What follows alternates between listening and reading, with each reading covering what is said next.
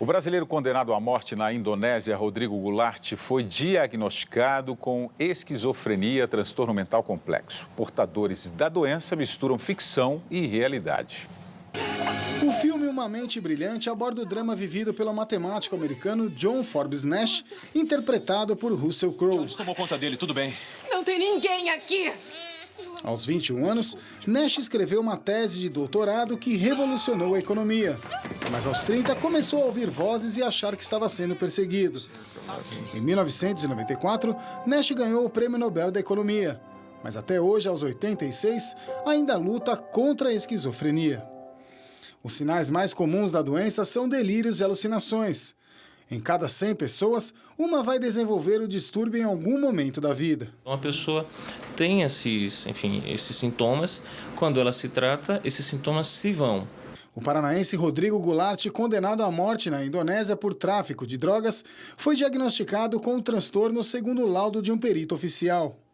A Embaixada Brasileira protocolou um pedido para a internação do brasileiro. A intenção é aproveitar uma brecha na legislação do país que impede a execução de pessoas vulneráveis. O fuzilamento de Rodrigo está previsto para esse mês. Ele foi preso em 2004 com 6 quilos de cocaína.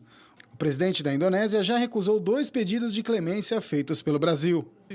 Estudo da Associação Nacional de Saúde Mental aponta que até 10% dos condenados no corredor da morte pelo mundo sofrem de algum transtorno mental grave. A questão é verificar se no momento em que ele cometeu o crime, se ele estava, sob influência de sintomas psicóticos. São ações mais desorganizadas, mais intempestivas, não é nada elaborado. Doutor Paulo Saldiva, vamos lá. O esquizofrênico, ele tem essa atitude de pegar a droga, colocar na prancha e entrar. Isso faz parte da esquizofrenia? Não. Veja. Ele é violento? Veja, o esquizofrênico poderá ser violento como outros. A maior vítima são eles próprios. Se tem uma doença que promove sofrimento, é a esquizofrenia, porque ele se sente ameaçado por delírios e imagens que a mente cria. Às vezes ele atribui a alguma pessoa uma violência, uma coisa que não foi dito, e aconteceu com o Glauco, que foi assassinado por esquizofrênico, e em outras circunstâncias como essa. Mas isso é a exceção. A esquizofrenia não faz ninguém empacotar droga, colocar numa prancha e sair. Aliás, se tinha alguma coisa que a esquizofrenia faria, seria incapacitar o indivíduo de executar um plano bem colocado. Então, em princípio, me parece isso muito mais um argumento jurídico para você evitar uma pena de morte, do que você principalmente atribuir a um ato. Veja, a maior parte dos esquizofrênicos não tem condição de fazer esse tipo de crime. E quando eles cometem é porque eles acham que eu estou falando com você, você está falando alguma coisa que somente eu escuto e você não falou nada. Então é uma alucinação perfeita. Embora seja contra a pena de morte em todas as suas manifestações, eu atribuo que isso é mais uma manobra de adiamento, ou tentar evitar um fato que se anuncia como inevitável, a execução de uma pessoa que, pela lei do país, será condenada à morte. Delmando, dificilmente ele se livra dessa condenação à morte. Né? Precisaria ver esse laudo, né? O que o médico psiquiatra que o analisou verificou. Porque muitas vezes se fala em esquizofrenia, é capaz dele ter constatado um outro tipo de transtorno mental, uma outra doença mental. Por exemplo, uma esclerose que possa ter sido causada pelo uso de drogas posterior.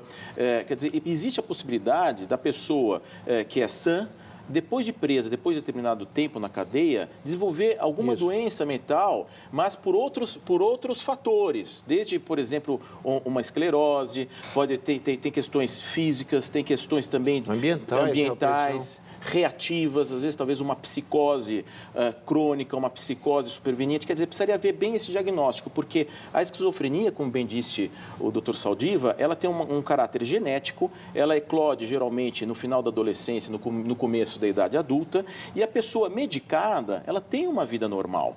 E quando ela tem um surto, ela sai da realidade. Ou seja, precisaria ver direitinho o que diz esse laudo do psiquiatra. Então, o que acontece no esquizofrênico é que primeiro ele perde o emprego.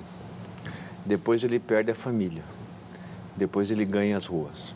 Então você tem um monte de esquizofrênicos na cidade de São Paulo, que como é uma doença que não dá febre, não dá lesões físicas, o SAMU não vem e não resgata. Então eu acho que a situação aqui seria muito difícil elaborar um plano extremamente organizado, porque a primeira coisa que o esquizofrênico perde é a sua capacidade de trabalho. Então, por isso que eu acho que isso tem muito mais. Isso não impede que ele seja esquizofrênico no momento que ele foi examinado. Mas dificilmente ele teria executado esse trabalho na vigência de um surto esquizofrênico. Talvez se ele tivesse medicado, devidamente medicado, até poderia, mas precisa ver com cautela, né? Até o laudo desse médico, porque nós estamos falando também de uma questão de pena de morte e é algo que não se pode voltar no tempo. Né? Exatamente.